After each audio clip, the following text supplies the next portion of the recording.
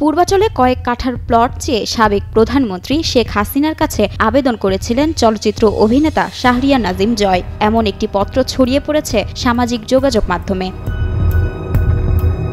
ওই পত্রে শেখ হাসিনাকে মা বলে সম্বোধন করে নিজের স্বপ্ন পূরণের পাশাপাশি সন্তানের ভবিষ্যতের জন্য পূর্বাচলে একটি জমি যাওয়া হয়। এ সময় নিজেকে শেখ হাসিনার আরেকটি সন্তান হিসেবে তুলে ধরে আবেদনটি গ্রহণ করার অনুরোধ করা হয়।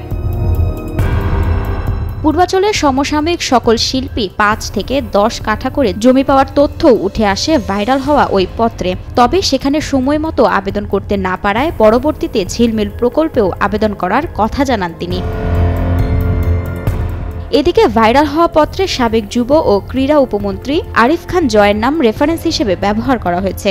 এছাড়া সাবেক গৃহায়ন ও গণপূর্ত মন্ত্রী ইঞ্জিনিয়ার মোশাররফ হোসেনের স্বাক্ষরও রয়েছে। তবে সামাজিক যোগাযোগ মাধ্যমে ভাইরাল হওয়া পত্রটি শাহরিয়ার নাজিম জয়ের কিনা তার সত্যতা নিশ্চিত করা যায়নি। এটিকে সামাজিক যোগাযোগ মাধ্যমের একটি উদ্দেশ্য প্রণীত প্রোপাগান্ডা হিসেবেও ধারণা করছে অনেকে।